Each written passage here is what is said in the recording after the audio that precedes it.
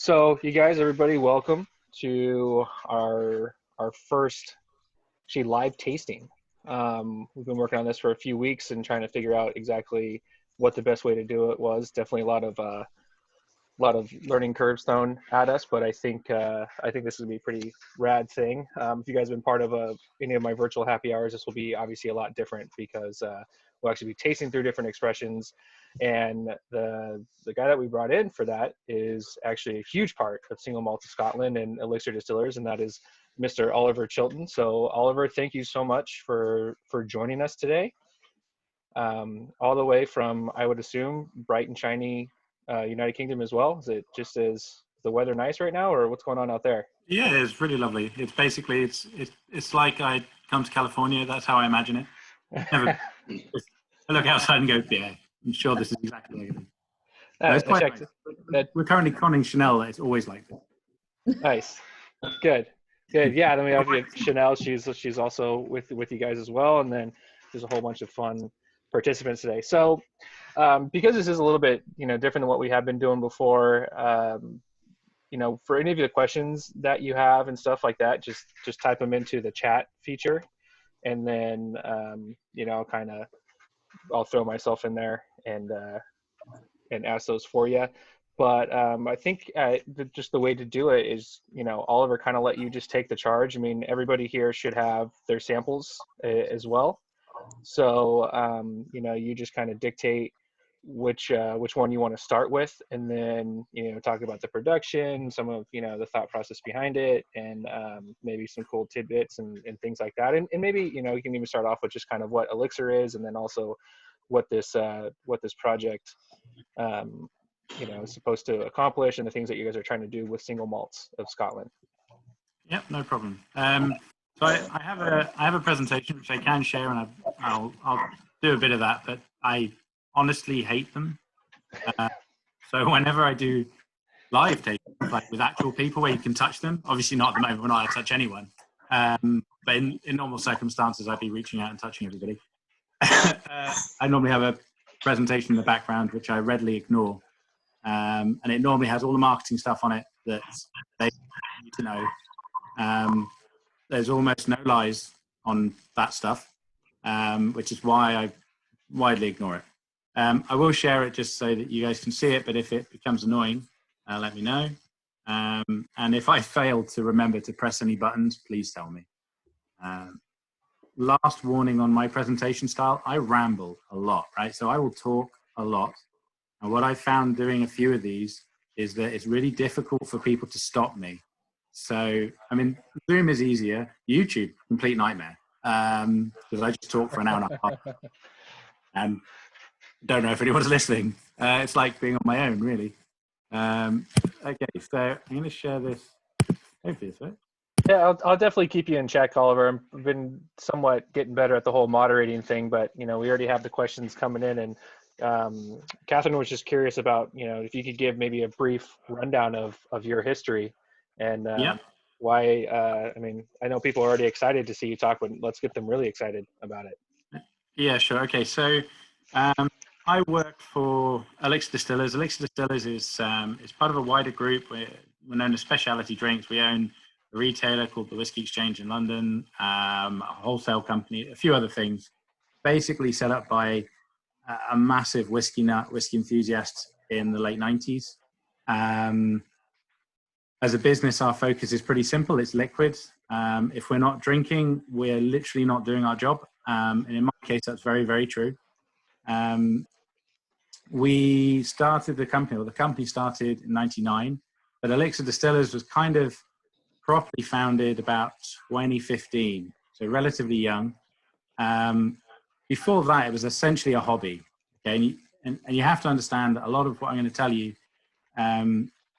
needs to be categorized as an extension of someone's hobby, right? So it doesn't always make sense, and the branding doesn't hang together.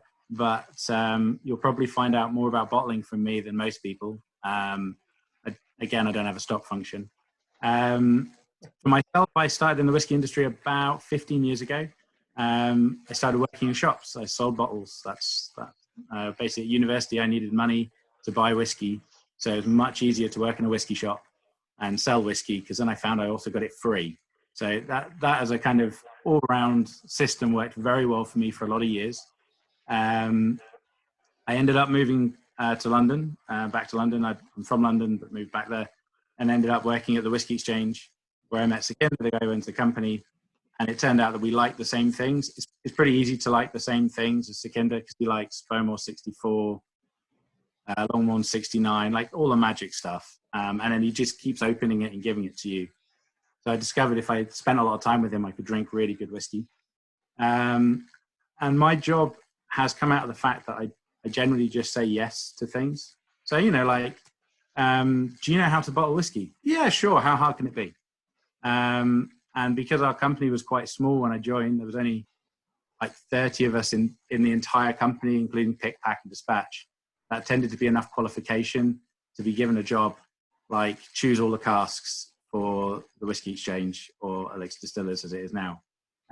So my job day to day is to buy and manage all of our cask stock. So we sit on, give or take, about 10,000 casks of Scotch whiskey, as well as some rum, some Irish whiskey, a bit of cognac, really randomly, some bourbon that we came across for about 10 years ago, and it's very random. It's sitting in Scotland. And my day-to-day job is to buy that whiskey, to manage it, as in drink it, make sure it's tasting good, and then bottle the stuff I really like, hide the stuff that I really, really like for later, and then it used to be to sell it as well, but apparently I'm not that good at that. So I've now got people who do that for me. And yeah, so that's pretty much what I do. Elixir Distillers, we have a few different labels, some that you might know. So the big one that we had in the States is not massive, it's a tiny brand, is Porter, which we've been bottling for the last 10 years. Porter and Islay Single Malt whiskey without a name on it. Most of it is Caol Ila. I'd happily go into all the secrets on that, so you can ask me anything you like. And my job on that is essentially the blending, so putting together the casks so everything tastes consistently good. Not consistently the same, but consistently good. Single Malts of Scotland is actually the first ever kind of whiskey label that we had. Sekinder started Single Malts of Scotland in, if I press this button, it should work, 2002. So, as I say, it's all a bit confused. So when Sekinder started buying casks in the early 2000s, it was really easy to buy whiskey, right? It was, single malt whiskey was essentially free. So he was picking up casks of like 30-year-old Martin for next to no money. I've still got casks that he bought in the early 2000s. I kid you not, they set you up 300-400 quid for Lefroy and that kind of thing. So, you know, times have changed a little bit in pricing. But in those days, he'd buy whatever he liked. It was good quality. He'd put it in a bottle, and then he'd sell it to his kind of dozen friends, mainly around Europe and Japan. Like that was his main focus, or the main. And all of those customers were essentially collectors that set up companies to sell whiskey. I actually deal with pretty much all of them still today. They're all still completely mental. They all drink far too much, and they're really dangerous people to visit. So I make sure that I go and see pretty much all of them every year. And then I get a liver check on the way back at the end. Back then, as I said, he used to buy one cask at a time. And then Sekinder's kind of a crazy guy. So he has probably not the world's biggest whiskey collection, but certainly the world's best whiskey collection. And if you go and visit the office, if you're ever in London, come visit the office. It's a lovely place to go to. It's in a terrible part of town, but the office is definitely worth walking into. His collection is massive, and it's an amazing array of bottles. What's actually more frightening is his drinking collection. So in our warehouse, which looks kind of like Raiders of the Lost Ark, you know, pallets and pallets of booze, there's an entire level in there, and there's about 3 pallets across and like 4 cases up on each pallet. And all it's marked is SSS drinking whiskey, and it just goes on and on and on. And I once asked him what the point of that was. He goes, well, it's all really good whiskey and it needs to be drunk. So, well, when? He goes, well, we'll get round to it, just eventually.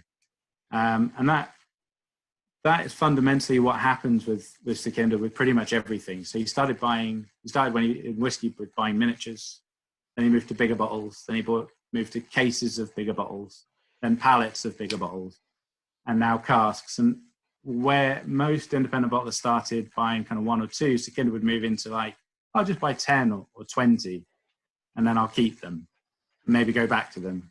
And that's pretty much how we treat buying whiskey today. So I rarely buy 1 or 2 casks. I'm normally buying 50 or 100. It's much easier if you buy 50 casks. You get to try all of them. So you're more likely to find really good stuff.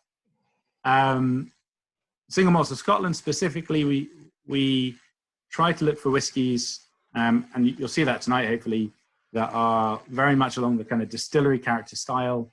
They're quite classic in nature. It's a brand that's not massively well known. We've kind of built it up very slowly. Being honest, when I started with Single Malts of Scotland, which was back in 2013, I was bottling maybe 10 or 12 casks a year. And it was literally just something I did on the side. It was a part-time job I did for Sukhinder for fun, where we got to choose some whiskies, bottle them, and then sell them out. It's grown a little bit since then. We now bottle about 200 casks a year. So we do a bit more work. It's now a full-time job, which is good because it pays my mortgage. And the main emphasis here is that all the whiskies will be non-chill filtered, no colouring. We don't write any of that on the bottle because we're rubbish at marketing.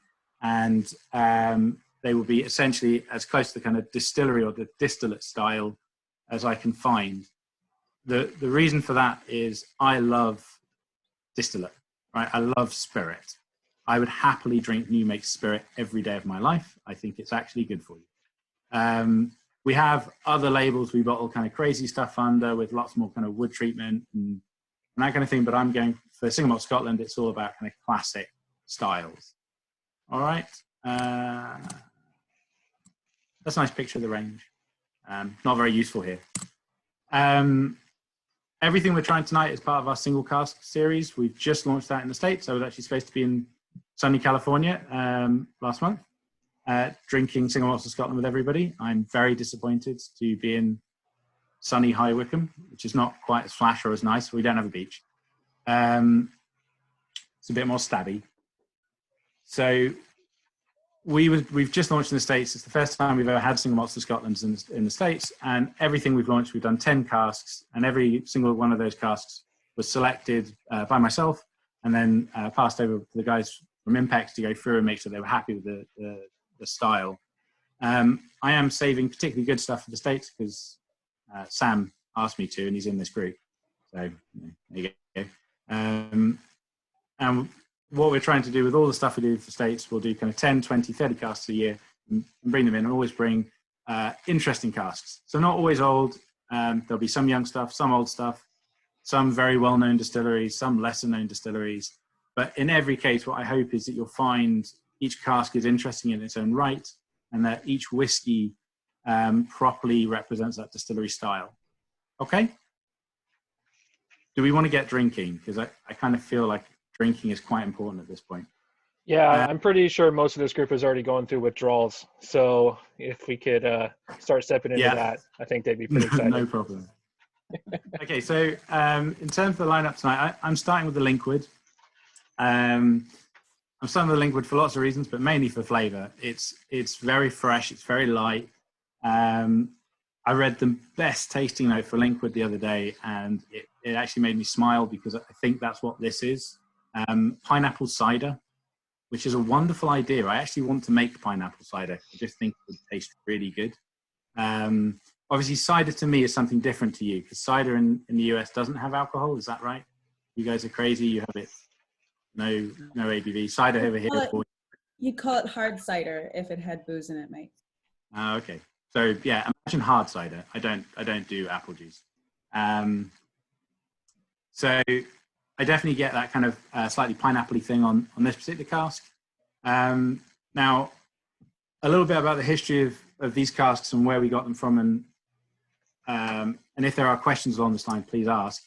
When we buy whiskey like this, this actually came direct from a distiller, so we were working directly with a distiller. I buy probably a couple of 100,000 litres of alcohol each year in new fill, so as white spirit, and we put into our own wood. But as part of that deal, I also get aged stock of varying makes. But the interesting stuff is you don't always get all the details. And between this cask and the next one, there's kind of a lot of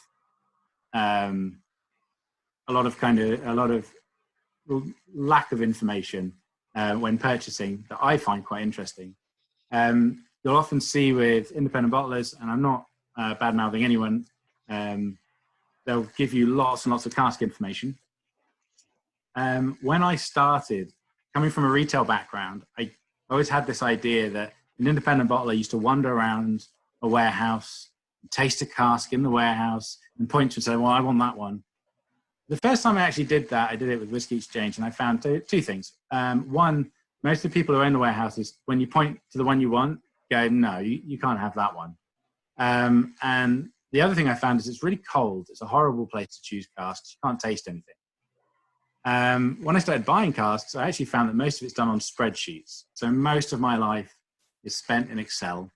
And with a cask like this particular Linkwood, what you actually get is a sheet of paper, and it says you're buying 6,000 litres of alcohol of Linkwood from 2007. And the sheet comes in, and then you'll get a separate sheet at some point in the future after you've agreed to purchase, and they have a list of cask numbers on it. And if you're buying from someone like Diageo are particularly interesting. They tell you bugger all. Most of the casks you buy for them say, at best, refill hogshead.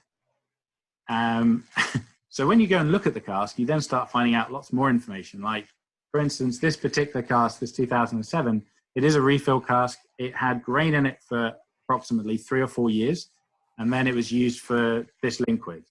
So the cask was probably about 15 years old. That's not particularly old. We have other casks that have exactly the same description, refill hogshead, that are somewhere, the wood somewhere in the region 30 or 40 years old. So the whiskies taste completely different. And that can be from the same make, and it can be in the same row of cask numbers. So unless you try every single cask sample, you don't know what you're buying. And most of these deals are never done on the basis of trying every cask sample, because frankly, when you buy 50 casks or 100 casks of Linkwood, and you go to the distillery and say, yeah, I want to try all of them before I buy them, they just laugh at you. They point out that would be a lot of work and they can't be bothered. So what we do instead is we'll buy 50 casks or 100 casks of Linkwood like this, and then I'll pull like 10 or 20 samples at a time every kind of 6 months or every year, and I'll go through those samples, and then I'll work out, okay, so this one's good to be bottled, this one needs to be left for a lot longer, this one, the wood is so terrible, we need to change it, or this one has absolutely no hope of saviour, and I need to either blend it away or sell it to someone I don't like. There's lots of people I don't like, so it's quite good, to sell casks to them. For these particular Linkwoods, I like them because they were refill casks. I felt that the spirit, being such a light, fresh, kind of vibrant spirit, it shines in refill wood. So I don't think it needs all of that oak. I don't think it needs all of vanillins. I think it's just nice and fresh and clean, quite grassy. It's good kind of midday whiskey, good kind of starter summer day whiskey. So there you go. Perfect one to start with you guys. Less good for me. I kind of need something a bit heavier at the moment. Anyway, guys, have you tried it? Anyone hate it, like it? Please give me honest feedback. I'm going to ignore you, so you can say what you like.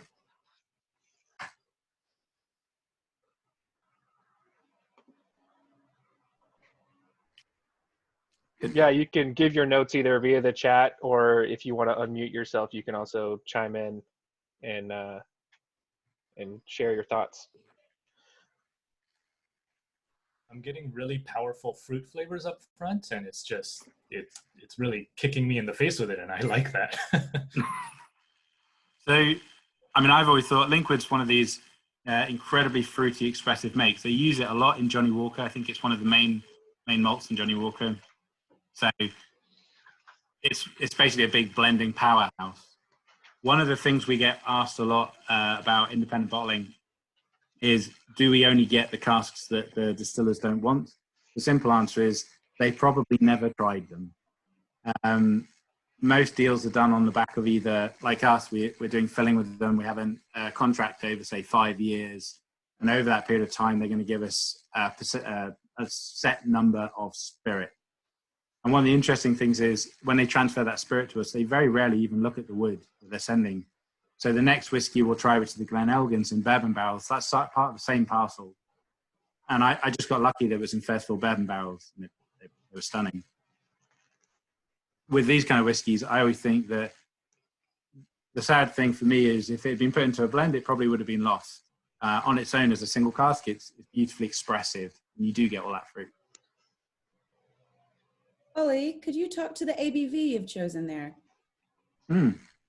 Okay, so it's 55.8%. We don't put cask strength on any of our labels, and we don't do that for a very specific reason. Not all of our whiskies are cask strength. Some are, some aren't. And the reason for that is that every sample I go through, I add water, and I will check the strength, and then I bottle what I think is correct. I would love to say there's a scientific reason for it. There isn't. It's based on what I like.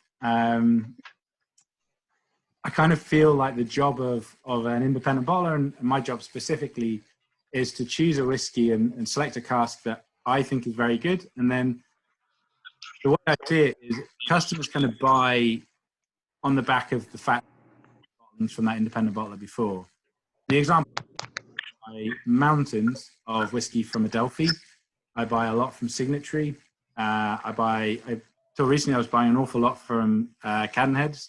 And it's partly because all the guys who bottle those whiskies, so Alex Bruce at Adelphi, Mark Watt previously at Cadenheads, Des and Andrew Simonton at Signatory, I love their palates. I love what they choose. I love that. I think, before I drink with all of them. So I think I have a similar palate to them, and I like what they bottle. And I feel that if that's how you're going to sell your whiskey, you don't have to love everything I love, but if you have a similar palate to me, then I've got to put the best example of this in the bottle. And if it needs 2% reduction, I think this was coming out about 56.5, so it didn't need much. It was like 1% reduction. But just that drop of water made it a little bit sweeter, a little bit more approachable. I still like the kind of high strength, so it's still 55.8. I always like slightly higher strength alcohol, maybe because it's more fun. I think in the US, I'm okay to say that. In the UK, I'm not allowed to say that. Alcohol is not fun, just in case anyone in the UK is listening. And if anyone in France is, nothing's fun. There is no fun at all, as I've been told off for that before. Nothing is fun in France. I also find that the alcohol carries flavor quite well. So for me, leaving at a higher strength, I think you get a slightly more expressive whiskey. Okay, all good? All good. Grand. The other thing is I get more bottles if I add a bit of water, just throwing that out there for anyone who wants to be deeply cynical, which I've had in a tasting before, so I like to address it. Okay. The next whiskey up, feel free to take your time, by the way, but I'm going to move on to the next slide so you can see it, is Glen Elgin. I put this second mainly because it's in first fill bourbon barrels. Please don't ask me which bourbon barrels, because I've not actually gone up to see these barrels. When you buy new, like if you're buying new make and filling your own wood, or you're recasking, then obviously you buy the wood, right?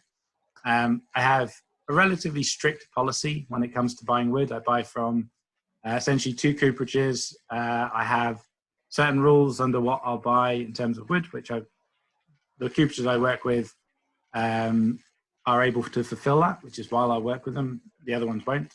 One of them's based in the States. One of them's based in Scotland.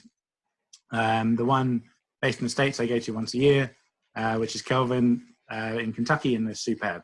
Basically, that's why I use them. Their wood's great. When it comes to buying casks, the aged casks, you don't know, like if it's a first fill bourbon, you don't necessarily know that it's Buffalo Trace. You don't know the history. And one of the problems with that is the first fill wood we get from the US, as an example, can be very hit and miss depending on who the producer is. Now, it has nothing to do with the quality of the bourbon, and I'll stress that right now, because you get great quality bourbon does not necessarily result in a great quality piece of wood for me, okay? And one of the reasons for that more recently, nothing to do with this cast, but just kind of an interesting sideshow, is that a lot of bourbon producers have been doing what they call rinsing, so basically extracting as much from the wood as they can get. They do that to extract flavor / alcohol, all good things for their whiskies, terrible things for our casks.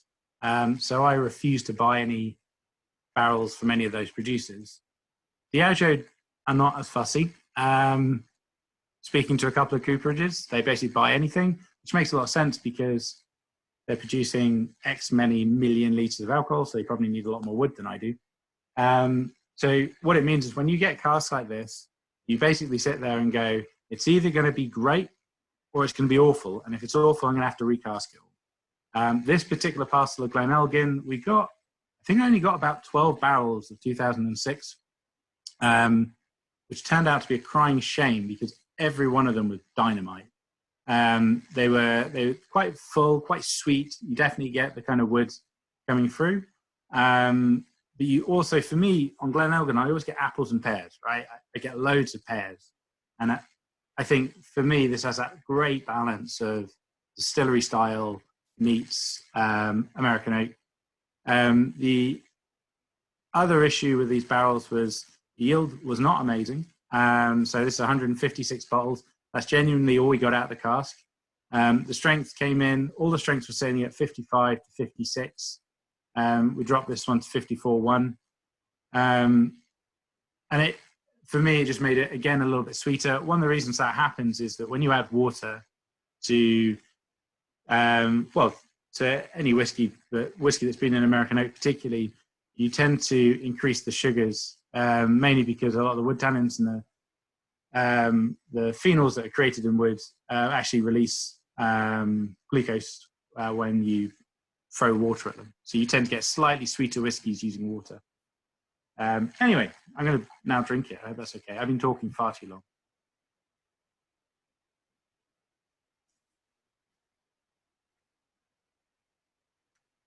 Jesus Christ. You know when you don't go back to something, like you guys probably all have big whiskey collections, lots of open bottles. Some people certainly have lots of open bottles. The funny thing is when you bottle whiskey, quite often you'll try the cask sample. I always open a bottle. So Sam, close your ears. I always steal a case of whiskey from pretty much every single bottling for archive.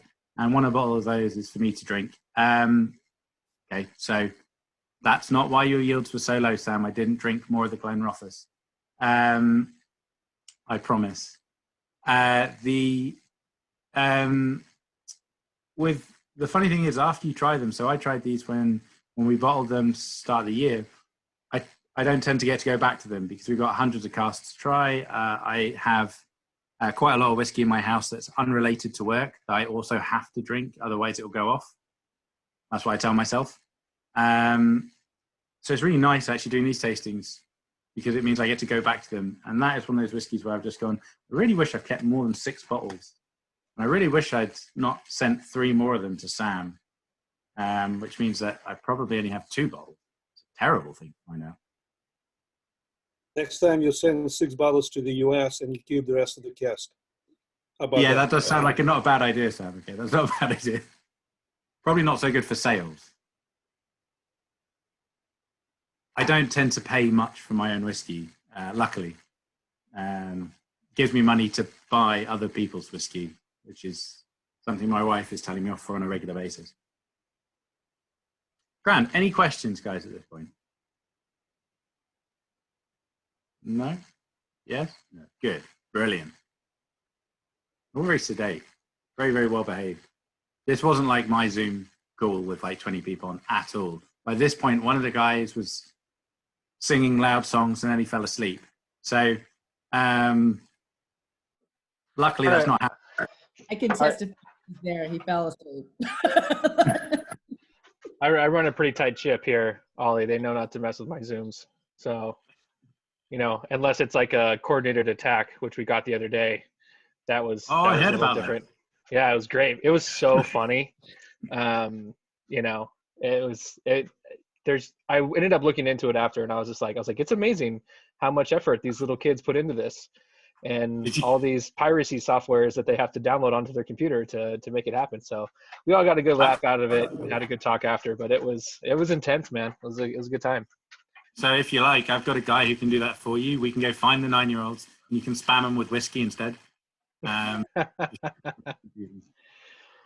I'm down for some revenge. Grand. Okay, so we're going to move to something quite a bit heavier in terms of style and quite a bit older.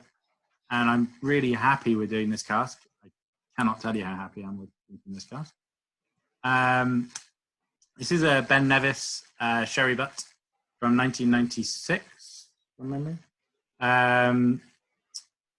So these, it says that on my screen. This is brilliant, by the way. Normally I have to make this stuff up, but when you got it on your screen, you can just read the notes and lie. Fantastic. So these casks is much more traditional in terms of purchasing. Okay, so the first two were both from distillers in which I'd like done longer term contracts. We also do a lot of purchasing through brokers, and the brokerage market has existed in whiskey for time immemorial. And thankfully for the brokerage market, independent bottling has lasted for probably about 200 years. And in many cases, independent bottling is, certainly for most distilleries, is significantly older than the distillery brands. You know, one of my favorite stories from any distillery company was about 4 years ago, I was buying a parcel of stock of Ardmore, and the distillery company said to me, look, would you mind not putting Ardmore on the label? Could you put something else? So I called it Ardvor, which is the Gaelic name. I think there's one letter difference. I checked it with them and they were absolutely fine. They said, yeah, that's different enough. And I asked why, and they said because they had, it was during the kind of Beam Suntory merger, and they had a solicitor, a lawyer in the States phone up and say, right, we found this company and they're illegally using our brand name, Ardmore, you need to stop them. And it turned out that the company that they were claiming were illegally using their brand name was Gordon MacPhail. And the head of whiskey at the time at Beam in Scotland had to phone up and say, now you need to understand, Gordon MacPhail have been bottling Ardmore longer than we've owned the distillery. In fact, they've been bottling Ardmore before there was a bottling of Ardmore. So you have to be a little bit careful. And it's one of the great things to be part of is part of a tradition of showcasing and discovering distilleries that no one else would do. Distillery companies now are very fast to forget that you do that for them. Traditionally, what would happen in the market is that the distillery companies, although they do talk to each other and it's a relatively friendly industry, it's a relatively small industry, you still have certain companies that just don't communicate. And so they will buy and sell casks through brokers who essentially are guys, almost all of them are men. There was one female broker from memory who's retired last year. And they all seem to live on beaches, stealing your money and doing all their business on their mobile phone. Drives me absolutely crazy. Sukhinder has many times said to me, we should just be brokers. It'd be a lot easier, a lot cheaper. And they'll connect the dots. So where you've got a distillery company who's got a load of stock that they don't need, or a distillery company who need a load of stock for a particular blend, they're the guys that will go and find it and put together the deals. But what always tends to happen is there's always stock on the side, right? There's always a company that needs to meet their figures because these big companies are all owned by shareholders who all want some money. And it gets to end of the year and they all desperately need some money. So they turn up at the broker's door and they'll say, right, I need you to sell, in the case of this Ben Nevis, it was like 500 casks of aged Ben Nevis now. And the brokers, like the big brokers will phone up maybe, they'll try through the distilleries and then they'll phone up maybe 3 or 4 of the big independent bottlers, of which we're one. And they say, right, how much can you take? And it's a great relationship to have because you end up getting stuff like this. We actually bought a smaller parcel of this Ben Nevis. I think we bought about 40 casks that were offered to us. I got samples straight away. I was blown away by it. And I love Ben Nevis anyway. Ben Nevis 10-year-old is one of my go-to single malt whiskies. I think it's the most underrated standard Highland malt on the market. I think it's superb. And I am very good friends with Colin, who's just retired from Ben Nevis, who was giving me all sorts of insight into what they were bottling and what casks were available. When we got the samples from the 30 casks we bought, we loved it so much. We phoned the broker back and said, what else have you got? And we basically cleared them out of any 96 and 97 Ben Nevis he had. I think we ended up with about 200 casks, give or take. And so far, I've not found any bad ones. They've been everything from these kind of massive tropical fruit, mango, like really exotic, to slightly more austere, bigger kind of sherry butts that they give you these kind of darker, richer fruits, but still with this slight tropical note in the background.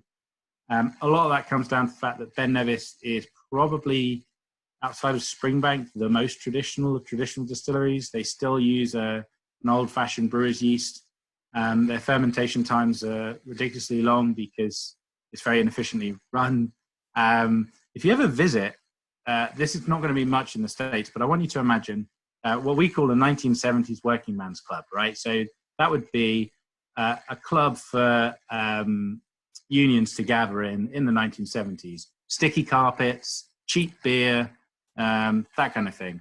Well, that's what Ben Nevis is, right? That's the visitor centre. You turn up, you've got sticky carpets, really old scones, really old, like bits of pastry that have definitely been there for at least 2 months, and they will sell that to you. They're quite happy for you to eat it.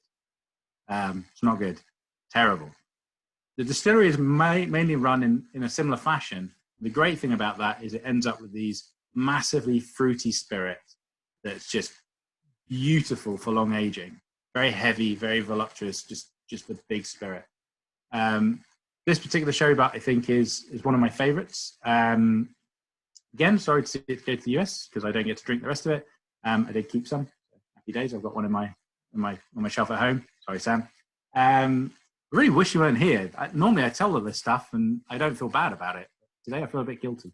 And I hope you enjoy this as much as I do. As I said, this is one of my favorite distilleries and probably one of my favorite vintages. Just 96 seems to be a standout year for Ben Nevis. So it looks like the feedback is pretty positive so far. A lot of people agreeing that it's a little too dangerous because it's so easy to drink at that high proof, and then get some earthy notes on the back end. The nose is way different from the first two. Let's see, some dark chocolate, a lot of stuff. I do have a question here for you, Ollie. Has the pandemic created any buying opportunities for you guys that maybe you wouldn't have had before? Yes and no. I mean, the whiskey market's been a really weird place to be trading in for the last 3 or 4 years. Prices are literally going up and down. So we get offers on casks. I literally get an offer a day on casks, and some of the old stuff is now very expensive. Like if I was trying to buy the aged stock I was buying even 3 or 4 years ago, I'd probably pay double now, which is kind of crazy. The flip side is there is younger stock, kind of 8 to 12-year-old coming out that's very reasonable. We've been offered a few parcels recently by some really random blenders with some really lovely stuff like Abelauer and stock you don't normally see, which is really interesting. But as always, the brokers are sitting there saying, "Oh, prices are going to go up," and the distillers are all saying, "We're not talking to anyone because of coronavirus," which is fine. I guess we'll see what actually happens in about 2 or 3 months' time. But the big turning points will be end of years. So when the big companies turn around and say, "Okay, we need to make money," that'll be the point where we'll be able to walk in and say, "Okay, we'd like that. We'll buy some of that." But the market is not as free as it used to be, and it does make things more difficult. Like one of my biggest challenges is my biggest customer is my boss, right? So I essentially bottle whiskeys under 2 circumstances. I love it and I think it's amazing, and my boss has to love it. That's it. Because if he doesn't love it, then I know he's not going to be happy. And he's one of the biggest whiskey buyers in the world. But quite often he'll be asking me for the same thing that I get asked from most markets. So he wants Clynelish, and he wants the Freud, and he wants Ardbeg, and he wants those kind of whiskies are really hard to buy now, almost impossible. We're lucky we've got some good stock. We hold on to stock for a long time. But some stuff is certainly easier now because of coronavirus. Some stuff, it makes absolutely no difference. As I said, I think end of the year will probably be when we find out what's actually happened to the market. Ooh. Okay, great. We have another question. Wasn't sure if they missed this, but was this a first fill sherry, and then did it spend its entire life in the sherry butt? So it has spent its entire life in this sherry butt. I believe it's a first fill sherry butt. The paperwork doesn't say. So unless you're dealing with some of the distillers are very, very good. To give an example, so Shiras Brothers, they tend to have really good paperwork for casks. So if you've got a cask that's been stored with Shiras, it doesn't even have to have been in their ownership, tends to have a really good traceability. This stock actually, although I bought it from a broker, I believe it all came from Beam, and it was sold during the Suntory merger. And the reason for that is pretty simple.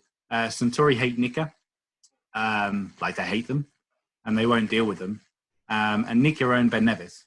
So there was no way in hell they were going to sell it back to Ben Nevis. So it ended up being brokered to all over the place. The cask history on it, it just says sherry butt. Because it says sherry butt, it suggests that it's first fill. Normally on paperwork, if it says refill butt, it means it's a refill. And if it says sherry butt, it means it's a first fill. But that is a generalization, and there are lots of examples of that not being true, depending on which distillery company you're talking to. I'm afraid one of the things I get told off for, I love the romance of Scotch whiskey, right? I should stress that now. And certainly when I started in whiskey, I loved the idea of single cask whiskey, and I loved the romance of walking around warehouses and the individuality, and that these whiskies are hand-picked and hand-cared for by people from distillation through to maturation. The reality is quite different because it's such a big industry, and we're dealing with more millions of casks of whiskey. So although there are companies, small companies, who are able to do like we do with hand selecting stuff, and on a batch of Portuguese, it's about 50 barrels, 50 casks, and I try every single one. But we're really tiny, we're really small. For most of time, the Scotch whisky industry has been controlled by a limited few people in Scotland, and for them, it was a bulk business. You made spirit, and you blended it, and you sold it. Mainly as 3, 4, 5-year-old whiskies. You think of the biggest brands in the world: Dewar's White Label, Johnny Walker Red. These are young whiskies, and for them, it was more about making bulk spirit to supply into this whiskey. And as much as marketing companies will tell you that they're always consistent, they're not, right? The quality goes up and down with demand. The more demand there is, the harder the distilleries work. The flavor profiles change. And there's certainly periods like during the 80s where the flavor profile is pretty poor. Okay. I don't believe that we should sit there and say Scotch whiskey is always great. It's not, right? It's not. It changes, particularly with economics. However, in the last 10 years, the biggest change has been marketing, right? So the biggest change has been, as we've pushed on selling single malt whiskey, not just us, everybody. Single malt whiskey's grown. Since I started 15 years ago, it was about 2% of the total Scotch whiskey market. So 2% of all sales was single malt. And if you went back another 15 years, it was probably less than 0.5%. Nowadays, they reckon it's 12% of total Scotch whiskey sale. So that's a massive change. And with that growth, the biggest change was customers. So frankly, people like myself getting into whiskey at a younger age, but being really interested in all the details. When I was starting, I was always asking, what kind of cask? I want all the tiny details. The biggest problem the Scotch whisky industry had was they didn't actually have all those details. So a mixture of companies either made them up or then started retrofitting what they knew to answer those questions. And now that's resulted in a much better system for management. So you'll find going forward, companies that are distilling now or in the last 5-6 years have a much better system for keeping track of what they do. But if you went back to the 90s, that didn't exist, right?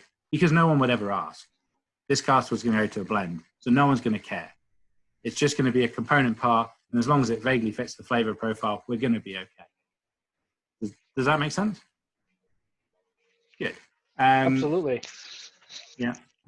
It does mean that you get, and you always have this, where you have these really fascinating whiskies. Like we bottled Porterscake 45-year-old. It's 1968 Bunnahabhain. It's actually sister cask to one of the most collectible bottles out of Bunnahabhain, Old Acquaintance. So it's distilled on the Hogmanay in 1968. And people ask me, can you tell me about the casks? And all I can tell them is I went to look at them. They were refill sherry butts, and they were really, really old, and they leaked a lot. I mean, we lost 2 full sherry butts and almost all the alcohol. And when I went to look at them, I reckon, given they were filled in 68, I reckon you wouldn't get much change out of those casks having first been filled in the early 50s. So unless you're going up and seeing the wood and touching the wood, it's really difficult to give really in-depth information about a lot of these whiskies. And because we don't run our own bottling hall, and I don't live in Scotland, I live in London, I go up for some of the big bottlings. I go up for the Porterscake vats. And while I'm there, I'll go through all the casks we've got lying there. But quite a lot of the time, we don't see every single cask. And for that reason, that you end up with less information. I sometimes see that, and I'm sorry, I'm really dragging on. I see that as a double-edged sword, because I would love to answer every question. I would love to be able to say to you exactly what that cask did.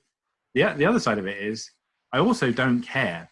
And I've really changed over my career and my life in whiskey. When I started, I really cared about everything, like barley, you name it. Now, at the old age of 35, what I discovered is the most important thing is that I like drinking it. Because the amount of whiskies I used to buy that were really interesting, interesting barleys, interesting casks, all the rest, they tasted awful. And then I couldn't drink them, and it made me unhappy. And I've kind of come to the conclusion that I'll give as much information as I've got. I think that's all I can. But the main thing is it has to taste nice. All right? Yeah, I think it's really an interesting note. And, at this point, during the pandemic, I think I've done somewhere around like 20 happy hours or something like that with different people from around the industry. And I want to say like one of the common, elements between everybody is exactly your mindset. Like, you're just like, I just don't care anymore. Like, it tastes good, and all that minutia and stuff like that, you kind of get peppered with in these different interviews and tastings and stuff like that. You're just like, it just doesn't matter. Like, does it taste good? Like, that's what you should care about. And it's just funny. It doesn't matter if it's, somebody sourcing products from Mexico, like Bacanoras and Mezcals, or like in your situation where you're doing all these scotches or rums, like if there's all like anybody who has like this elevated amount of experience, like you guys all say the same thing. It's like, I just don't care about that stuff anymore. I just care that it tastes good. And I think that's just hilarious that we've covered just all these different spirits and it's all the same, like people just want to drink good stuff. Yeah. It's, I'll talk about it quite a lot on the last whiskies. One of my projects at the moment, we're hoping to build a distillery on Islay. So I've spent about 6 years now just researching production techniques. A lot of research into old production techniques. And I'm very lucky. My wife's a historian, so she's been working on a project for one of the distillers, and she's been handing me all sorts of stuff she's been finding. And there's lots of stuff that's really fascinating about old whiskey. Like I drink a lot of very old bottled whiskey, and I look very much at old production techniques. There's a lot you can tell about how to make a very good whiskey. But when you try the last whiskey, I'll tell you what the production technique is, and you think to yourself, I'll explain it. It's the complete opposite to what everyone says you should do. And yeah, it tastes phenomenal. So it is, it's good to give yourself a framework to say, I like whiskies in this type of wood. I like whiskies with long fermentation. I like whiskies like they use brewer's yeast. It's slightly more inefficient, and it creates these fruitier esters in the beer. That's really good. It gives you an understanding of why it tastes the way it does. But it doesn't necessitate that because they do that, it will taste good. And it also doesn't necessitate because someone else doesn't do that, it will taste shit. Does that make sense? Absolutely. Yeah. The only thing that necessitates anything is that if the person who is bottling it isn't a drinker, it will taste shit. It's the only guarantee I've got.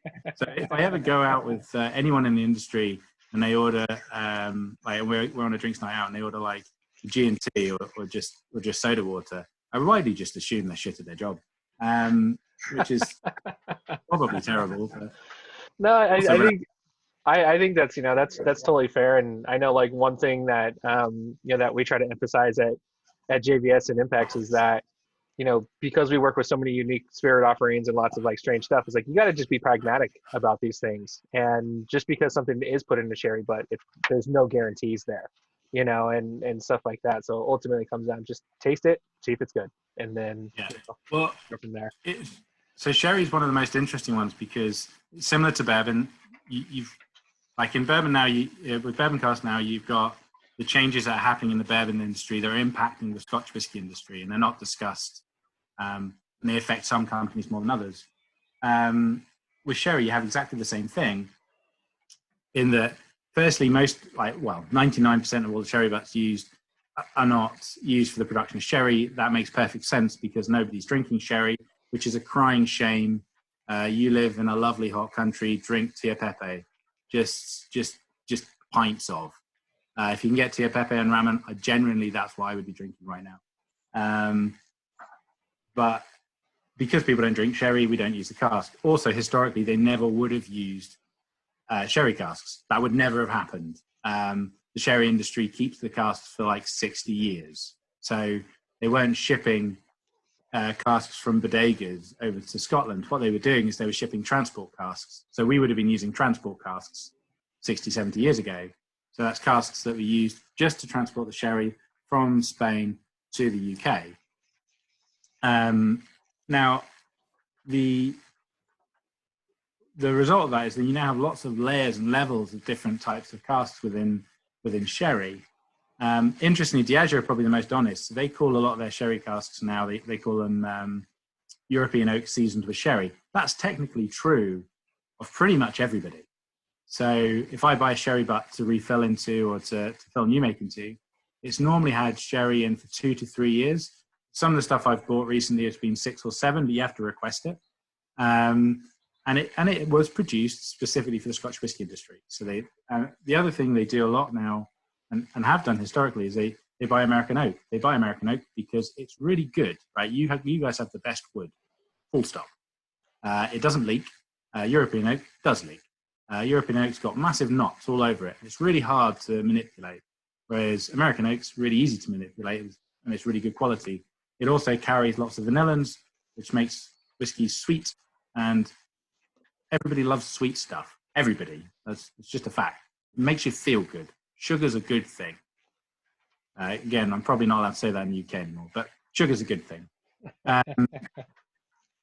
So all those things mean that when someone writes, first of all, sherry butt on a whiskey, unless they're going to give you every inch of the history of that cask, it's still not a lot of detail.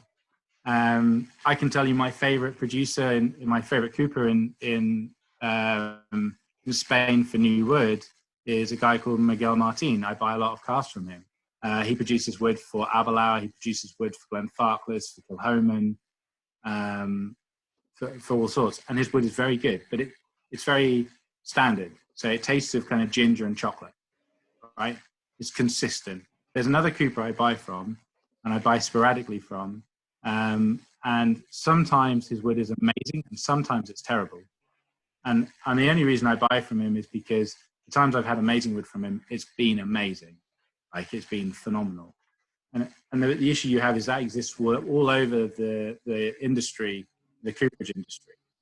So all of this information is great, but it's not going to tell you exactly what you're drinking. The only thing you're ever going to know is when you pick up a bottle, open it, and drink it.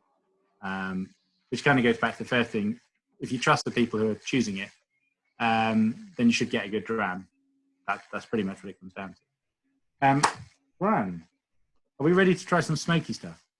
Absolutely. Good. Okay, so we're going to do the Islay whiskey first. So Caol Ila first. It's a love of mine in many, many ways. I love Islay. Okay, that becomes quite clear when you see the whiskies we bottle. The fact that we're opening a distillery on Islay. I go to Islay probably 6 times a year, and not all for work. engaged there. It's basically where we want to live, but at the moment the office is in London, so I'm not allowed to. My favourite distilleries on Islay, my favourite distillery to go to is Burnmore. It's beautiful, the whiskey's great, and the people are lovely, right? They're just the nicest people. I buy a lot of this. I like a lot. I buy a lot of Lagavulin. Probably too much. And again, I'm really close to some of the people there. But the best whiskey to work with, and not just on Islay, but the best whiskey to work with in the world is Caol Ila. It's consistently outstanding. As a new make spirit, and I have a bottle of new make, which I'm sending the guys at Impex to try. It's so fresh and so clean, you can literally just drink it. If you really want a really lovely summer drink, that and soda, like new make Caol Ila soda, brilliant. It's like lemony, just lemony goodness in every which way. It's a massive distillery. They produce now 6 million litres. It's the biggest distillery on Islay by a country mile. And it's basically the workhorse. It's the smoky bit in Diageo's blends. In fact, it's a smoky bit in most people's blends. And for that reason, because it's so big, a lot of it gets traded, a lot of it gets sold. We have a filling contract at Caol Ila. So I fill whiskey, I buy aged whiskey, I buy 3-year-old and 7-year-old. We recask some of it, we age on a lot of it, and we bottle quite a lot of it for Port Escape. When I'm doing the bottling for Port Escape, as I say, we do, and for those that don't know that, this is a bottle of Port Escape, 8-year-old. We use about 50 casks in a batch. We use 50 casks for a good reason, a couple of good reasons. My family's all from Yorkshire, so if I can save money, I will. We're cheaper than anyone in Scotland. And I figured out that it was about 50 casks fit on a wagon, so I get a really good cost saving by moving 50 casks. I also worked out that it costs me, roughly speaking, about £50, 35 to £50 per sample of whiskey I get from a warehouse. Now that doesn't sound too bad, but when you're pulling 100 samples for like a couple of batches of Port Escape, it's a bit painful. And I figured out it was a lot cheaper for me just to fly to Scotland. So every time we do a batch of Port Escape, I fly up to Scotland and I try every cask on site. I worked out that I could try 50 casks in about an hour and a half without falling over. Learned through bitter experience, because it's concrete floors, so it really hurts when you do. And I do that for two reasons. One, I'm looking for those casks that don't fit with what we're bottling. And you do find them, like I found a couple of sherry hoggies and a pile of other hoggies. And I'm also looking for those casks that I really love, right?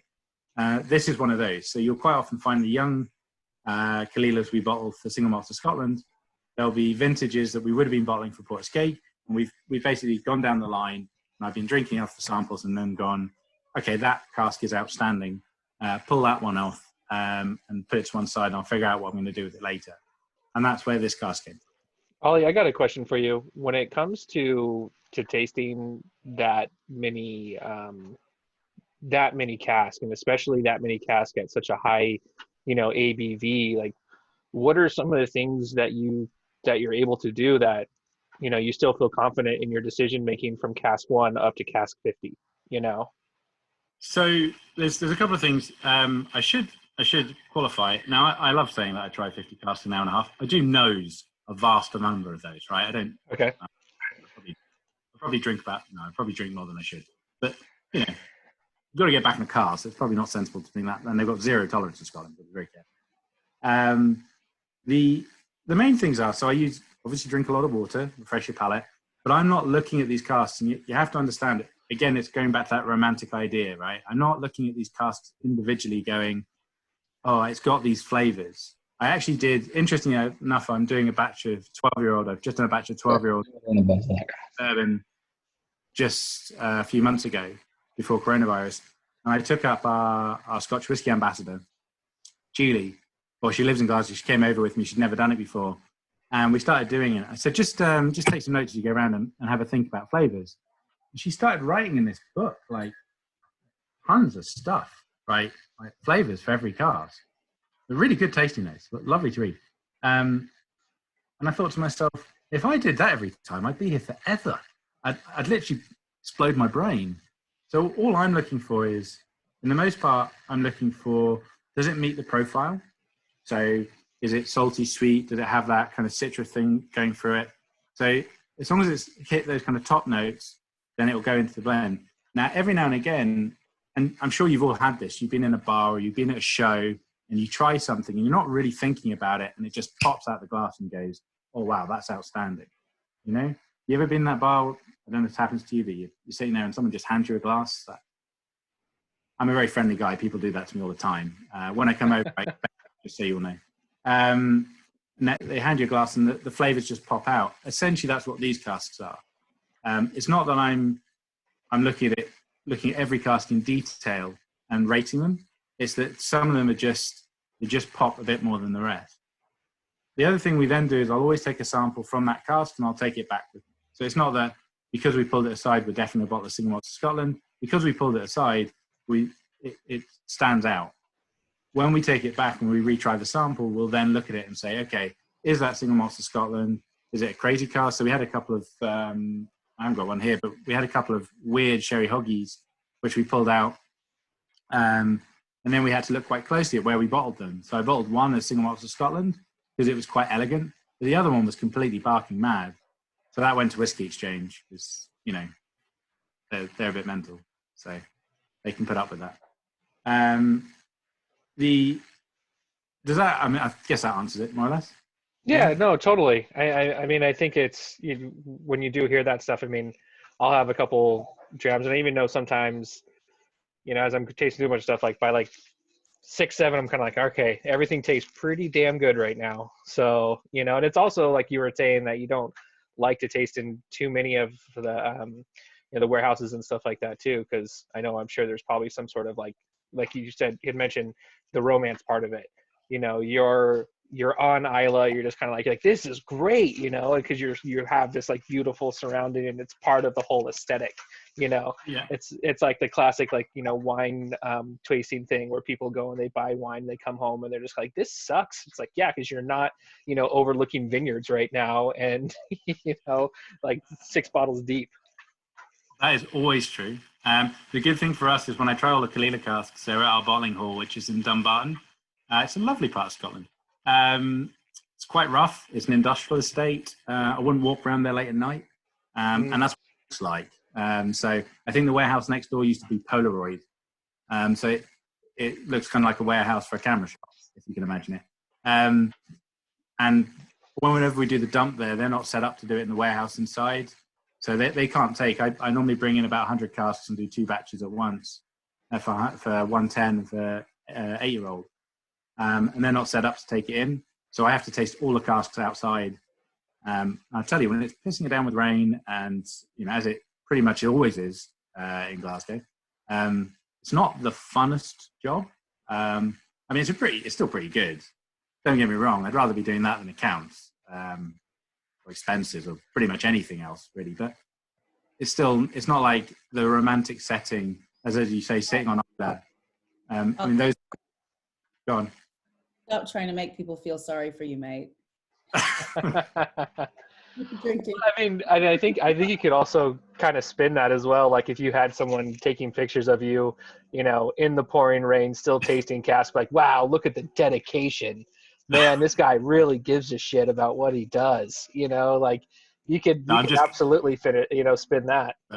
Drew, no, I'm just really cheap. I refuse to pay for another flight to Glasgow. It's that simple. So yeah. Anyway, do you enjoy it? I mean, I don't think you can bottle bad Caol Ila. That's not true. You can. I once said, and I think this is still true, if you bottle a bad cask of Caol Ila, it's your fault, right? The distillery has done nothing wrong in its entire existence.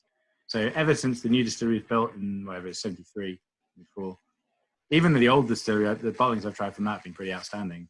I've never had anything bad. The only exception was one bottling I got sent to purchase. I got sent it when I was working in retail to buy for the shop from a small independent bottler. And it was awful. And I phoned up and I said, I'm not buying anything from you because you bottled bad Caol Ila. And basically, in my rules are, if you bottle a bad Caol Ila, it's your fault. You get your keys taken away.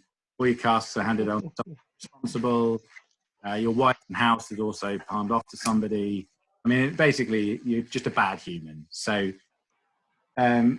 hopefully you're all trying this and going, yes, it's fantastic. I should stress at this point, bottling good Caol Ila is not tricky. It's pretty much the easiest thing to do. All right. And now for something, if you're ready, completely different. Ledaig Sherry Butt. The yield on this is fantastic, by the way. Sam's a happy man, right? 607 bottles. Didn't even believe they could all fit in. These sherry butts are fantastic. Sekinder bought them years ago. He bought them, well, put it this way. He bought the first one when it was 4 years old. And there was a big parcel. It was bought by Berries, him, Signatory. I think there's a couple of others.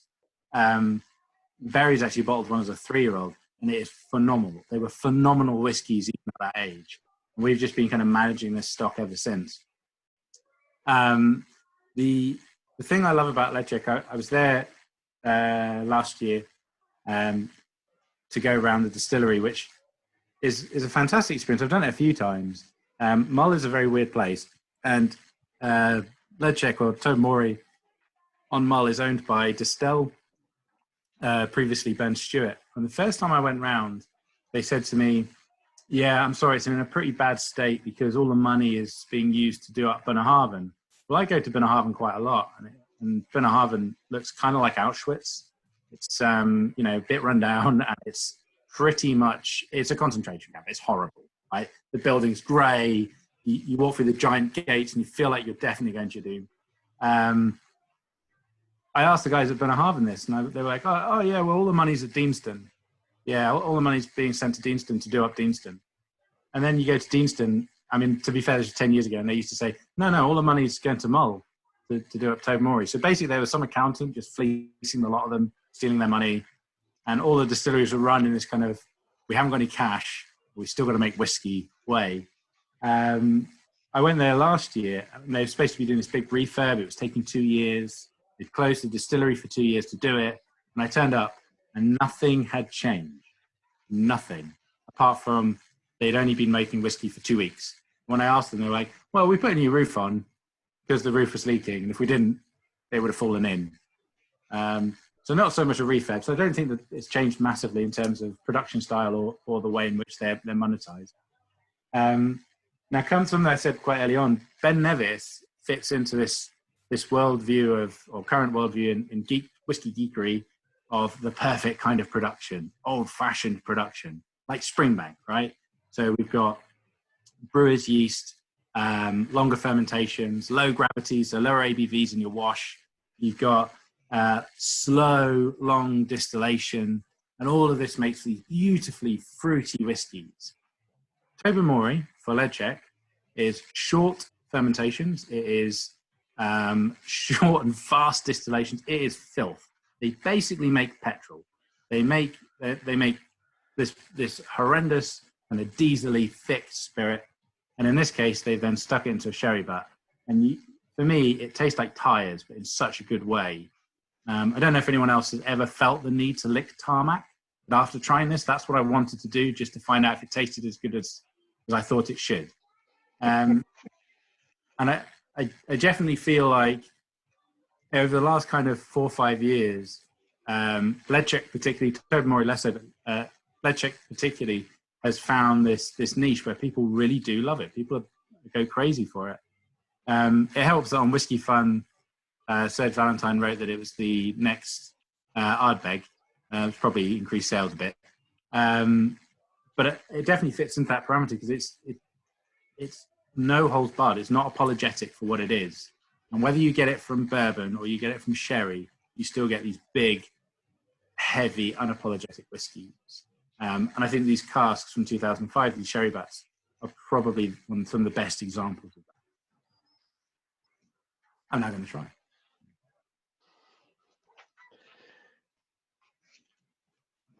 Oh. How can you not love that? It's just brilliantly filthy. everyone needs something this dirty in their life. Don't giggle, Sean. Don't. No, it's not funny. It wasn't a funny joke.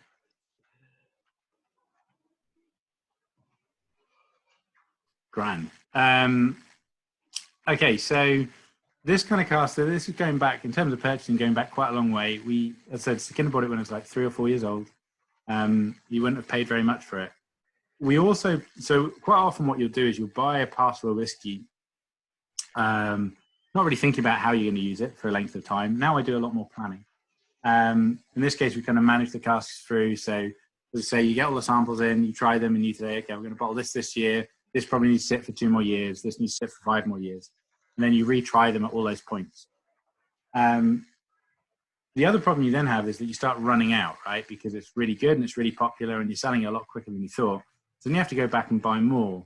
And the next problem you have is that it's now more expensive because everybody wants to buy more. It's now more popular and it's older. And for independent bottlers, and I say this because it's quite important to note, for independent bottlers, older whiskey is more expensive. Okay, that might seem logical to you, but for distillers, older whiskey costs the same, right? They only have to make it once, and it cost whatever it cost when they made it in 2005. That was the cost. They then get a loss on these casks because the butts were so tight. They literally lost nothing. It's not like it's losing 2% per annum. This is losing probably 0.5%. I'd love to get the angel share up for this so I could show you that angel share, so the amount you lose per annum is not fixed. So when companies say, oh, the angel share is 2%, that's an average across the whole industry. And it takes into account loss from evaporation. It takes into account loss from leaking, and it takes into account loss from stupidity. And stupidity definitely leads to a lot of loss, along with theft. So when you get a cask like this, it's essentially very tight. You end up with a lot less loss. You actually less oxygen, so that changes flavour a bit. With the more loss you get, the more oxygen you get. You tend to get fruitier whiskey with more oxygen. Should point out that's not official. Scotch Whisky Research Institute told me that oxygen plays no part in the maturation of Scotch whisky. Again, I don't think they drink whiskey, so I don't think they have any clue of what they're talking about. But certainly from my experience, the more oxygen in a cask, the whiskies tend to change quite a lot. The lower the ABV, they tend to be a lot fruitier, a lot more expressive in terms of those kind of distillate flavours and the way the flavours change in the cask. This is about as tight packed as it gets. So you've ended up with something that's very much along the distillery style of that heavy spirit, mixing with what's definitely Fairfield sherry, and frankly, quite a good sherry butt. I'm reusing all these butts for Caol Ila at the moment. Any questions? Yeah, does anybody have any questions just overall? It doesn't have to be connected just to this one whiskey, but anything else that you might be curious about when it comes to what Ollie's working on over at Elixir or anything like that? And I do have to throw this in, like, because when we did all these samples for everybody, we got our group administrators together, and they were awesome, and they helped me pour these 1 ounce samples into all these little, tiny bottles to send out to everybody to make this happen. So we may or may not have drank the rest of the whiskeys that was left over, which it wasn't much because obviously there's only 27 ounces. We did 25 tickets. So today, while you've been talking, I have been doing one of your other blends that you're responsible for, and there's never ever going to be a whiskey event that I don't plug rum in. So I just wanted to say thank you for constructing this beautiful rum. And, I've gotten to know Mitch pretty well over the past few weeks digitally, and we've had a lot of fun kind of building the brand up and all that fun stuff. So thank you for doing that. And speak of the devil, with the exposed neckline, He looks the very legend, with me on the eye tonight. the legend himself, sex appeal. I was just showing off, Reveal this. He definitely looks like a man quarantined in a B&B right now. I definitely am. currently sponsoring a live gig across many places. It's very confusing times. Drew Garrison, you look like you have become your final form, which is the Big Lebowski. That's all I've ever strived for.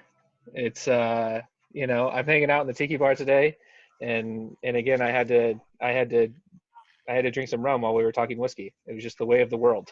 So What is the rum version of a White Russian? the rum version? I don't know. What is that? I feel like this is the question we should all know the answer to. All right. We need to find out.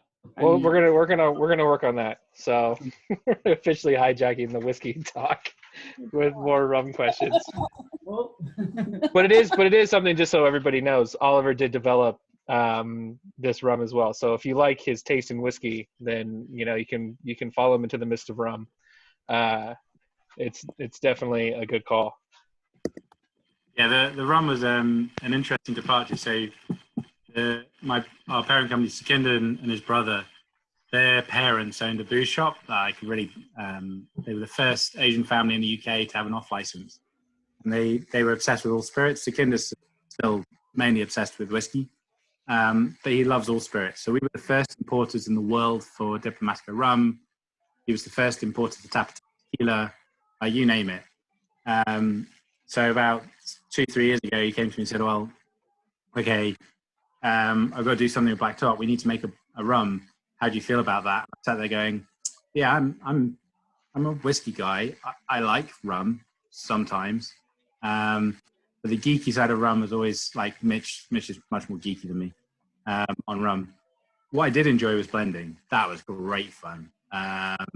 But the other thing is, because kind of going back to something you said in Single Malts of Scotland in terms of flavour, I had no hang-ups when it came to blending. Like, a lot of the conversations in rum are actually similar to the conversations you get in single malt and single cask whiskey.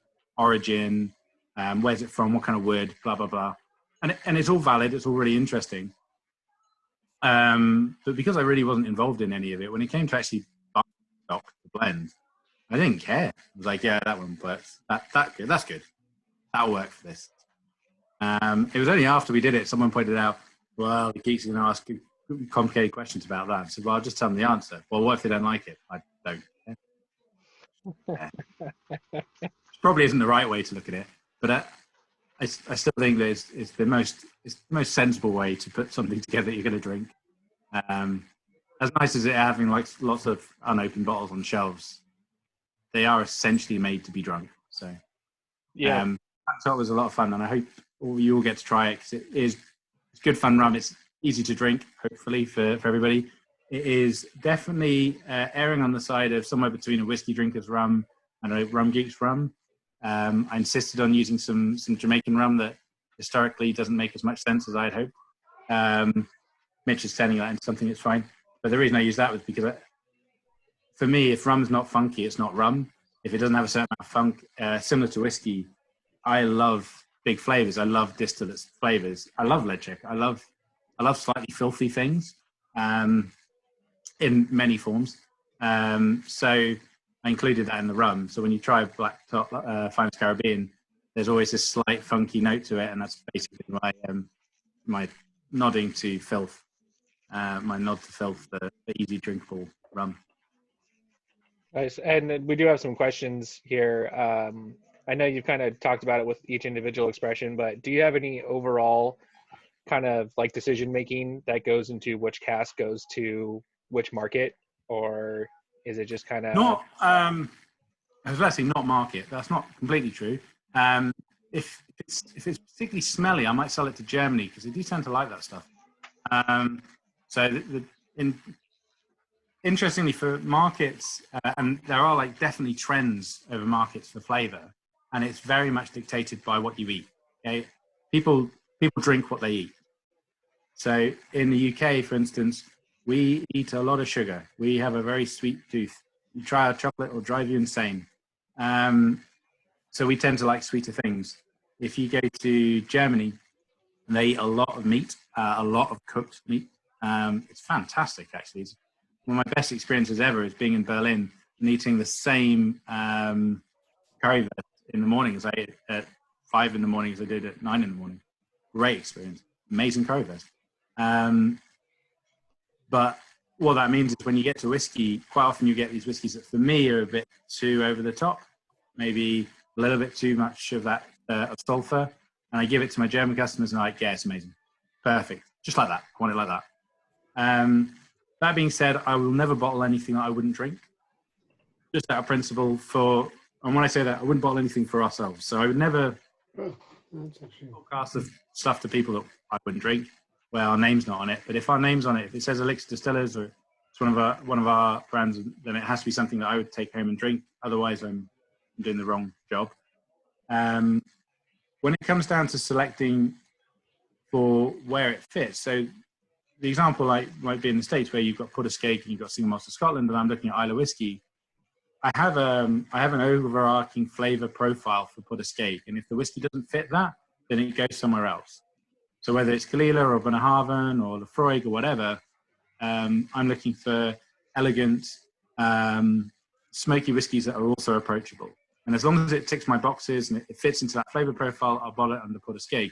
If it doesn't, then I have to look for a different home. The Single Malts of Scotland, as I say, it always has to be, the distillery has to be recognisable. You have to be able to say, that's of the style of. And for me, I also feel like it has to be quite classic in nature. I've got lots of single malts that don't fit that, and I have a label that I use, particularly in Asia, called Whiskey Trail, and I put all my odds and ends, like all the waifs and strays, the funky stuff, the Caol Ila that doesn't taste like Caol Ila but it's still really good, or the stuff that's in New Wood that for me is brilliantly sweet, brilliantly rich, but is nothing like Scotch whiskey. Then I'll put that into Whiskey Trail, because it can never go into Single Malts of Scotland, because if you opened a bottle and you tried this Glenlossie that we bottled that was completely mental, you would never get it as Glenlossie. That doesn't make it a bad whiskey, it just makes it different. And I want to still be able to share that with people. So that's why we have all these different labels. In terms of markets, the only thing that really pushes me is our importers.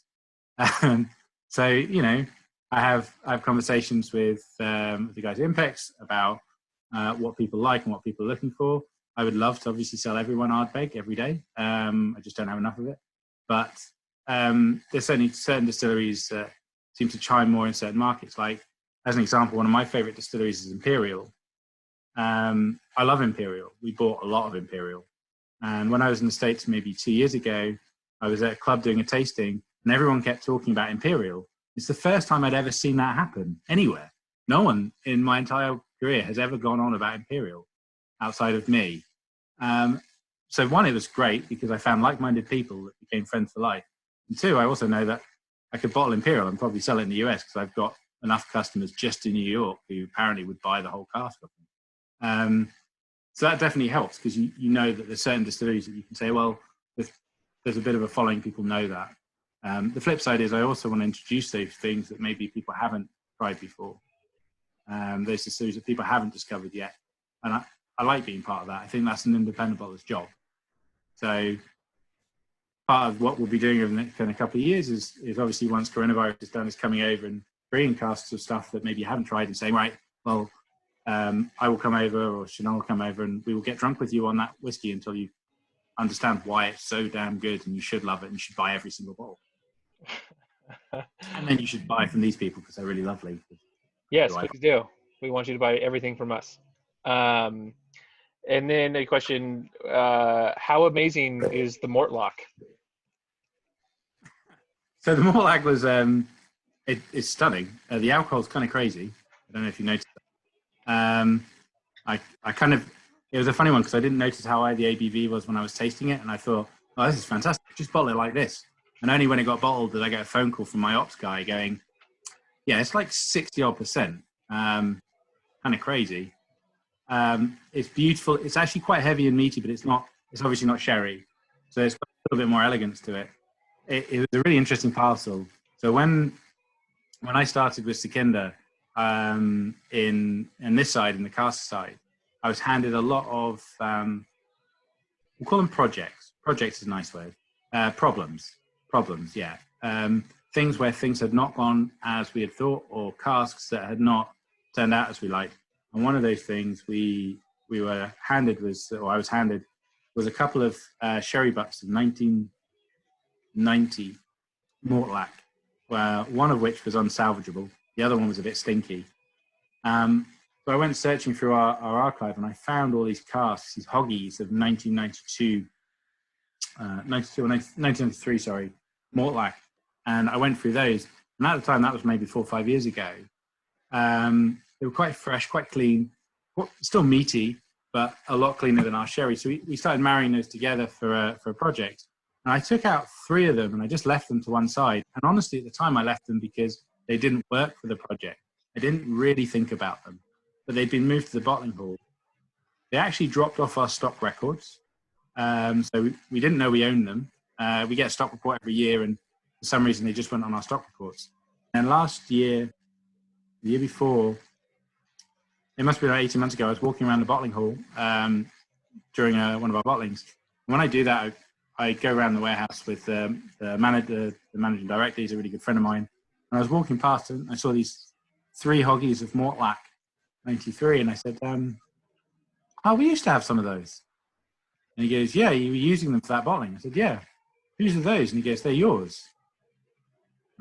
Oh, good times. We have 3 casks of 1993 Mortlach we did not know about. Pulled samples, and yeah, they turned out to be outstanding. So I would love to say that we thought it through, that we pulled the samples 5 years ago, 6 years ago, and said, we'll leave these. That's not true. It was completely accidental, but it's worked out really well. The warehouse, so the bottling hall, I think, as I said earlier, has a concrete floor, which is very painful. But actually, what's really interesting about that is, from a loss point of view, you lose, because it's a very dry environment, you lose next to no ABV, which is how the ABVs remain so high. In fact, in some cases, the ABV increases like it does in Kentucky. And that can happen in Scotland too, just depends on the warehouse. But because it's a closed-off warehouse, it's not a cask warehouse, it's a bottling hall warehouse, and it's with a concrete floor, the ABVs have remained at this ridiculous high strength. But actually, it was just frighteningly drinkable. Yeah, I mean, someone said the Ben Nevis is dangerous. The Mortlach is lethal. Do not do a bottle of it. It will kill you.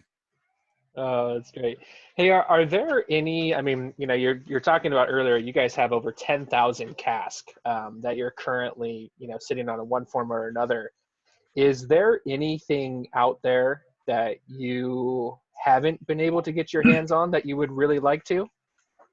In terms of makes? Yeah, I mean, like, yeah, it could be it could be rum, it could be whiskey. Like, if there's any producers out there that you're like, I would love to get my hands on a cask from them, and just have it. Yeah. So, from a Scotch whisky portfolio point of view, we've only ever managed to get 2 casks of Kilhoman. We only managed to bottle 1, which is a shame because I love Kilhoman. I think it's a lovely distillery, and I love the Wills family. Actually, they're really good friends. Been very supportive and very helpful to me, and I think they make truly superb whiskey. No, I don't think there's anything we've never been able to get from a Scotch whisky point of view, particularly, because it was always a very free market back in the day. It's a lot harder now than it was.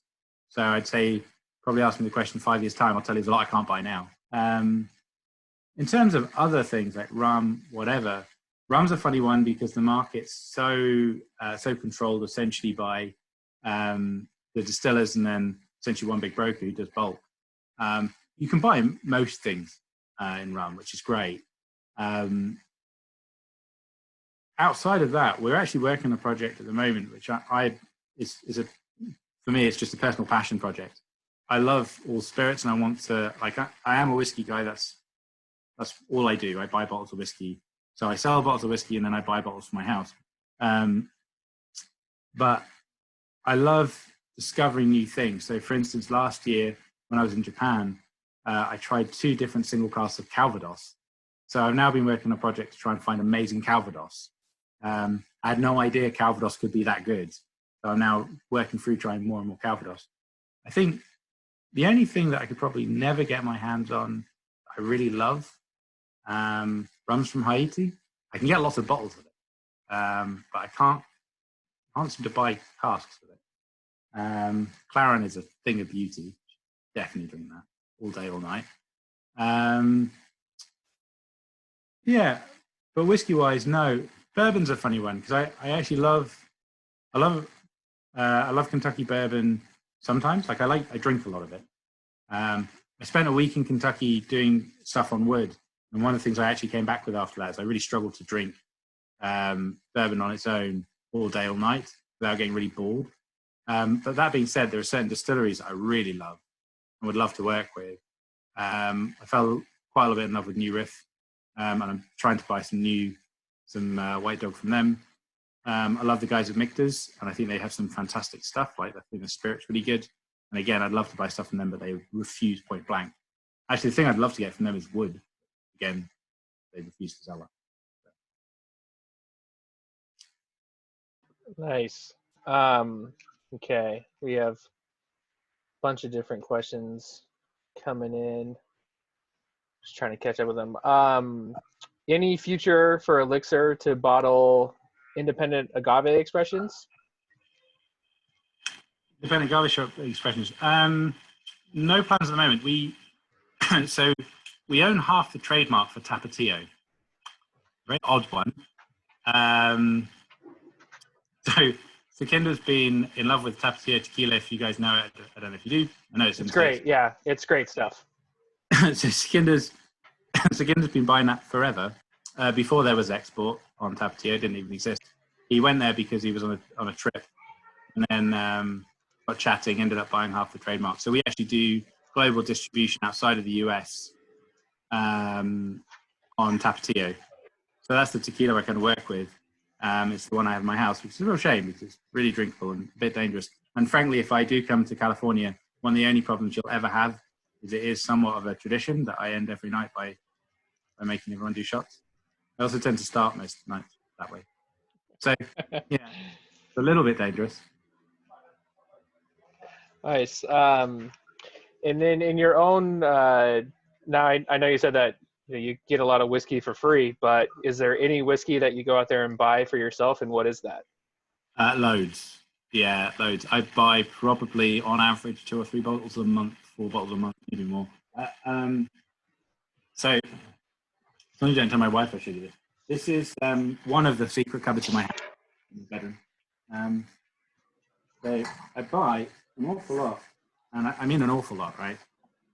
So this is my favorite go-to drinking whiskey, Longwear 18. I have every batch going back to when it was launched in the first purple box. I have 2 bottles of each, at least in stock at any time. I still buy them at auction. You can get them for bugger all money. Buy them. Brilliant. It's just great drinking whiskey. Again, a bit filthy. I buy a lot of Lagavulin. Like, it's probably my favorite make. Again, it's quite meaty, quite heavy. I do buy some of our stuff, obviously. I buy a couple of bottles of the stuff I really love. My favorite bottling we've done recently was we did a Craigellachie, which if you ever see in Europe is just buy it. Superb. 24-year-old Craigellachie, which I'm supposed to run truly outstanding casks past Sukhinder so that he can decide where he wants them to go. And then every now and again, I just lie and say, nah. It turned out much better in the bottle. And I do that basically for my own ego, just because me and Andrew like to keep stuff for ourselves. Right. What's your favorite 30-year expression? Standard or? Let's go standard. It wasn't specified, so we'll go standard.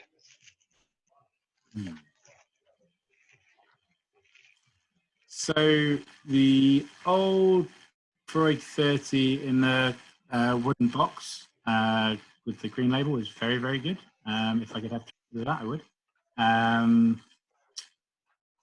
If it's current, do you know what? There's bugger all, isn't there? When you actually think about who's bottling 30-year-old whiskies regularly, there's not that many. You got like Glenfarclas, pretty good. Sherry, not really my style. It's nice whiskey. It's tough, isn't it? I can't think of anyone doing a 30 that I really, really love. Well, that's what we're here to do, to push you to your limits. I think a lot of the old bottlings that I really loved that were 30. I actually think of lots of one-offs that were absolutely superb. But that's probably not as helpful. This bottle, it will probably set you back about $2,000 now. I could buy it for bugger all 15 years ago. Yeah, I'd probably say Lefroy 30, but the old bottling was something magical because it was quite fruity, and a lot of the spirit from that distillery back in the 80s and the 90s was so fruit driven as opposed to being what it is now, which is very phenolic, very kind of ashy and big. I love that older style of distillate from the Lefroy where it was much more fruit driven. So if you try their older expressions, or if you try even 10-year-old from early 90s, it's just completely different whiskey. And then we have a question here. What are your thoughts on the ASM market? Anything you're liking there? I'm trying to think of what ASM is too. It didn't hit me. Single malt, I think he means. Oh, American Single Malt. Yeah. Is that right? That sounds like a good guess. ASM, that's definitely. Okay. So ASM, we were for a brief time the importers of Westlands, which was a great time. So we've got lots of good whiskey. But then they got bought, and now we're not. So I thought that was pretty good. Skinner and I actually tried bringing in quite a lot of different American whiskies back in like 2012, 2013. We tried tons, and I'll be completely honest with them. Most of them I did not understand. I tried a lot of stuff, which everyone told me was really good, and most of it was just really weird. Had great backstories and people with beards maybe. I'm very British, so a lot of it made me feel very uncomfortable. Check shirts, for instance, just generally I see that and I feel like I'm going to get hit with an axe. So I can be honest and say I don't know enough about it. When I'm in the States, I always try to go to at least one or two smaller distilleries or local distilleries when I'm there. So last time I was over, where was I last time I was over? So last time I was in Nashville. So it's actually all kind of essentially American whiskey as opposed to single malt. I went to Corsair. Actually, Corsair hurt my brain quite a lot because I just didn't like it. I'm really sorry. If there's any Corsair lovers, I just didn't like it. Didn't really understand it, but it was a bit weird. I tried some really good kind of American whiskey at Chinooka Distillery. It was quite good. Well, very drinkable for like 3-year-old if you were. Nice. Okay. Well, that's a pretty damning bit of information and that feelings was towards. not damning. I'm trying to keep alive. Yeah. Well, if there's someone from Corsair on this call, I will actually not care one iota what I just said. Though I'll probably get a phone call tomorrow. It's okay. We're moving past it. Let's get back to sourcing from shuttered distilleries. There's got to be a much different process that goes into something like Imperial, for example. Like how do you get stuff from, or Carsbridge or any of these places that have been closed for a extremely long time? Is that just you guys have just had it in stock for a while? Or are you still able to find that from different brokers? So it completely depends. If you're looking for Port Ellen and Brora, then you needed to be looking 15 years ago. And honestly, you could buy a lot. The market was pretty open. We used to buy quite a lot of Port Ellen back then. And to be fair, I was selling it out like £80 a bottle, the Port Ellen 23-year-old in Provenance, and people wouldn't even buy it. So how the world has changed. Those kind of distilleries, the really sought after collector ones, yeah, they're just not available. There's nothing. If someone did phone you up with an offer, it means they're lying to you and trying to con you out of your bank details. With other stuff, like Imperial is a good example. That was part of a deal I did with a distiller, with a distillery company. And they actually offered me 3 makes, all from closed distilleries. I really regret not buying one of the other ones, which was Cappadonic. And I didn't buy that just because I didn't like some of the representative samples. I thought it was okay. I think it was amazing. And what I've learned is I screw up a lot, right? I make a lot of mistakes. Quite often you think the stuff is going to last forever, right? So someone offers you 200 barrels of Cappadonic and you think to yourself, well, that'll come around again. It's not going to come around again. You should have just bought them the first time. And then you try the stock like now when Chivas themselves bottle it, and you go, oh shit, oh well. But quite often these deals come up because the guy who's selling it is under pressure to make a bit of money, and he's sitting on the stock, and frankly, it doesn't have a brand name connected to it, and they don't have the energy or anything else to put anything into it. So the stock's sitting there not doing anything, losing ABV. You know, a lot of the casks of Imperial we picked up, I'd say about a third of them were quite low in ABV, you know, or low fill. So essentially, if it drops below 40, it's no longer whiskey. It's no good to anyone. You can't use it, can't move it, can't do anything. So for them, they have to sell it at that point. So a lot of that kind of purchasing is right place, right time, and then not screwing up like I did with the Cappadonic. The other mate they offered me was Pity Bake. I have no regrets over not taking that. It's a terrible whiskey. But those makes, the other thing is, although they're closed distilleries, they don't have the cachet that Port Ellen and Brora does. And it's really difficult because you always feel like everything you're experiencing now has lasted forever. I don't know if you feel like that, right? So everyone talks about, like, the best example I've got for closed distilleries, Kurosawa, right? The prices on Kurosawa are insane, insane. We currently sell a bottle of Kurosawa for 12k a bottle, and it sells straight away, no problem. When Sukhinder bought our cask stock of Kurosawa, trying to sell Japanese whiskey in our shop was a mission, right? It was really hard work. And this even when Yamazaki were winning award after award after award. That people would walk into the shop and they'd say to you, oh, yeah, but it's Japanese. I've never heard of Japanese. I'm not buying. Now, if you can imagine a situation where you're sitting there on like hundreds of cases of Yamazaki 18, essentially a retail of £55, and no soul will buy it from you today, where it's like £300. And if you're allowed a bottle, you can only buy it at that if you're allowed to. It's like some kind of privilege. Kurosawa was exactly the same, but worse. No one had heard of the distillery. No one really knew about it. They didn't care that it was closed. Nothing. We used to sell it for, I think, 160 quid.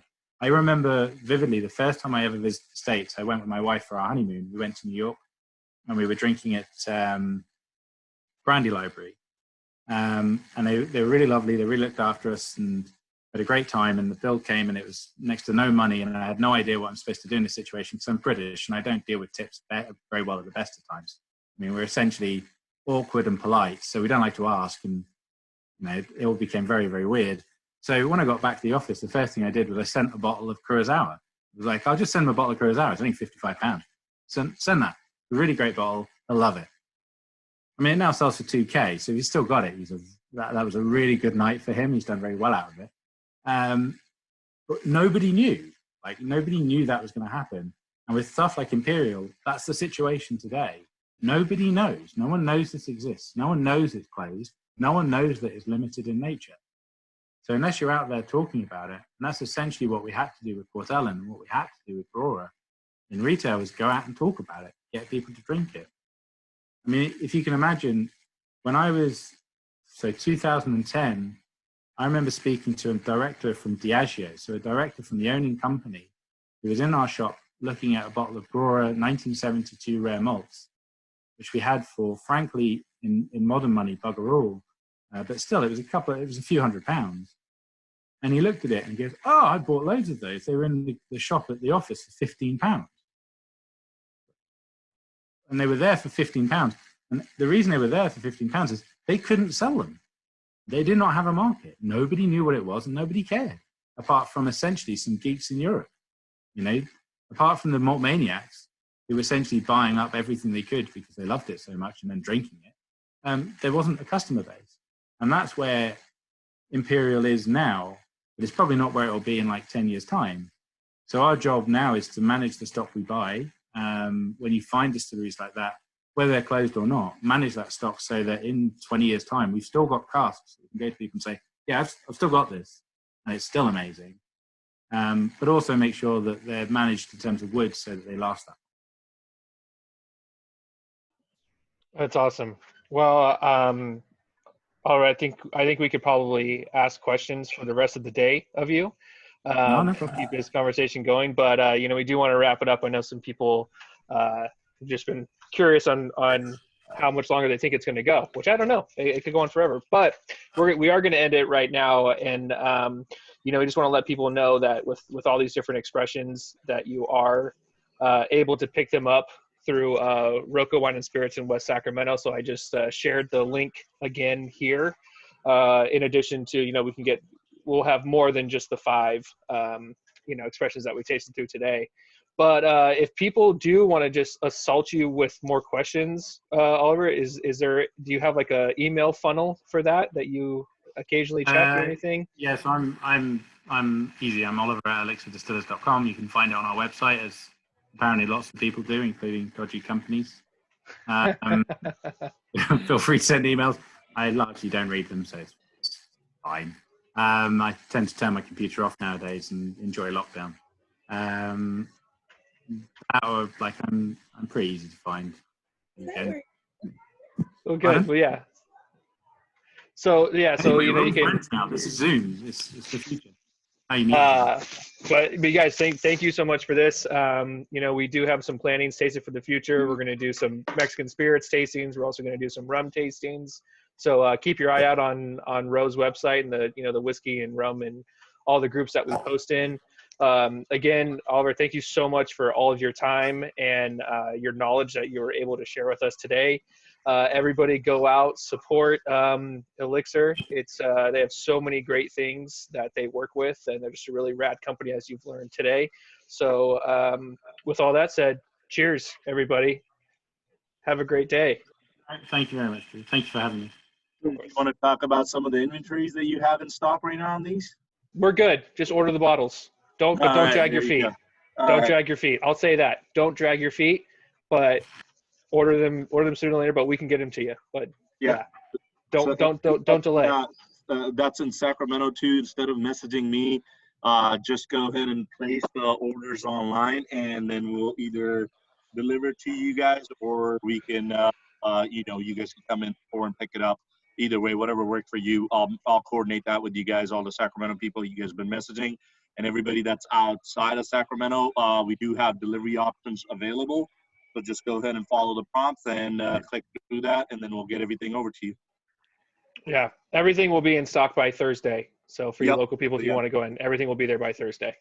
Yep. Okay. Thank you, everyone there. Thank you. Take care. All right. Awesome. Thanks, guys. Bye. Thank you. That was Bye. fantastic. Thank Bye.